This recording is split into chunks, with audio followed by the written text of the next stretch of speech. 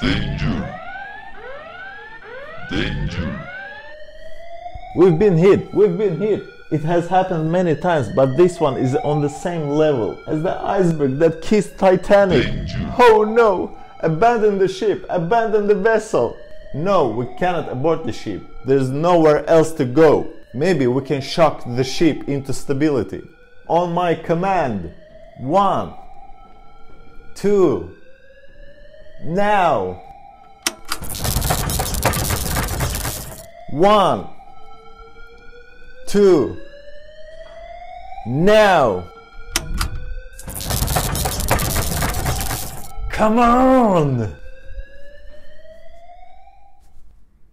I have to do something. This isn't working.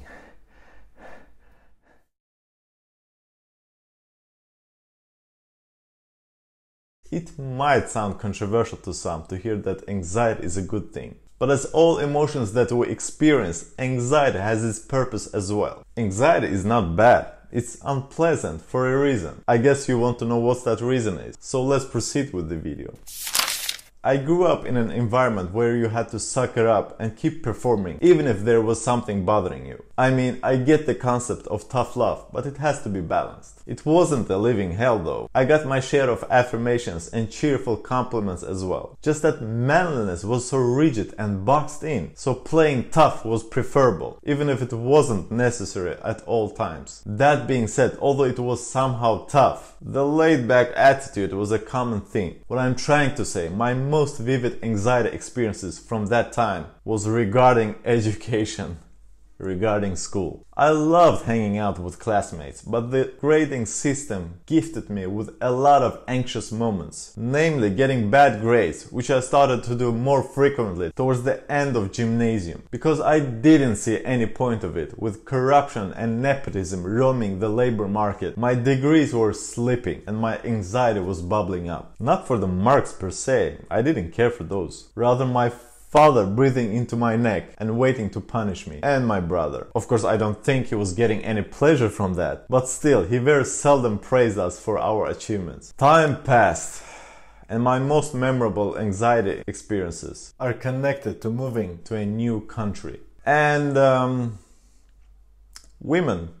Women, of course. Even though major outbreaks happened only a couple of times, those were enough for me to change and shift my belief system, my way of thinking, being. And the point of all of this to say that anxiety is an alarming system of the body and is perfectly fine. There's nothing wrong with that emotion, rather the way we handle it, how we perceive it. Imagine if you cut big chunk of flesh from your finger and not sense any pain. You would lose that finger within several hours. But as lucky as we are, most people would feel an excruciating pain, signaling the inflicted damage, and in this day and age, need for a medical assistance. So that person would take the first best ride to a hospital for some needle and thread. Pain is also an alarming system. And I guess you could say that anxiety is a sort of pain, stemming from emotional imbalances within yourself. Anxiety is an emotional state of tension and worrisome behavior, oftentimes followed by physical manifestation, most likely in form of chest pains, like someone sticks a knife into your bosom. And that of course appears only if severe level has been reached. Anxiety is the body's way to try and stop the emotional abuse that has been going for a period of time, that something has been wrong and has to be attended to. It may be a result of an ongoing stressful environment or an obsessive thought process about things out of one's control, when the internal mental state clashes with external reality, not coinciding. It makes the body to store unpleasant emotions. And as with all emotions, anxiety dissipates only when dealt with. How do you do that? By being present and feeling whatever is needed to be felt. If anxiety is not taken seriously, it overgrows to depression. Medications only numb the symptoms. And in order to resolve it, you have to proceed with the natural way, taking your mind seriously.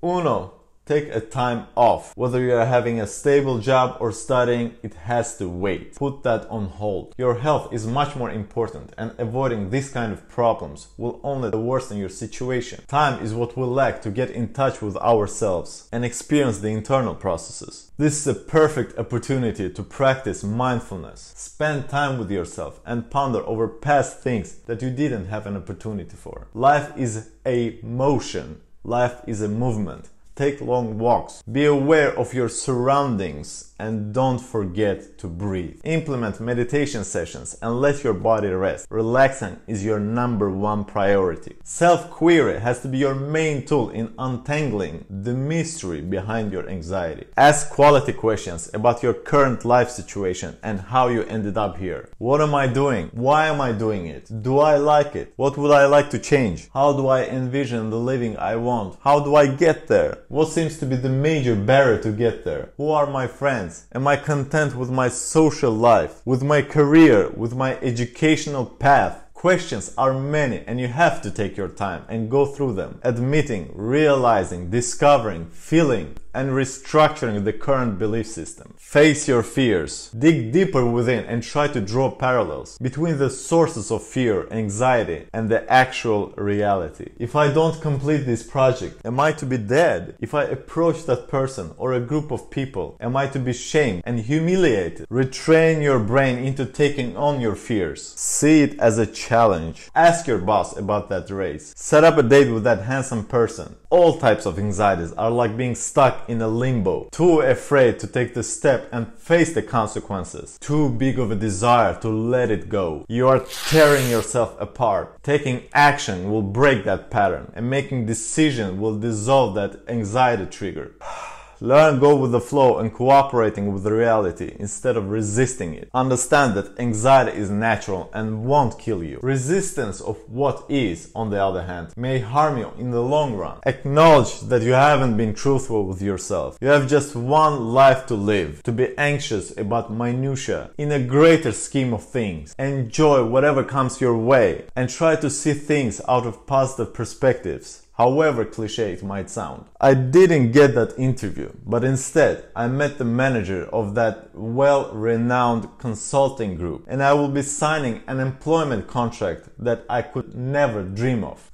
Come on, cut yourself some slack. Anxiety won't happen without our own internal pressure. An anxious person has neglected the self for a very long time and has to chill some. Lay back, relax, take a sip of your coffee, tea, listen to some birds and leaves rustling in the wind. Don't be harsh on yourself. Most of events are out of our control. So instead of punishing yourself, start appreciating whatever you have, all your past accomplishments and how long you have come so far. Start cultivating self-love and become friends with yourself. I've seen a lot of high achievers with astonishing track records, extracurriculars, internships, getting a top-notch first job, and yet not having a clue who they are and what they want, just because they lack connection with themselves. How do you think anxiety happens? It's not out of blue. It's an emotional, self-inflicted abuse.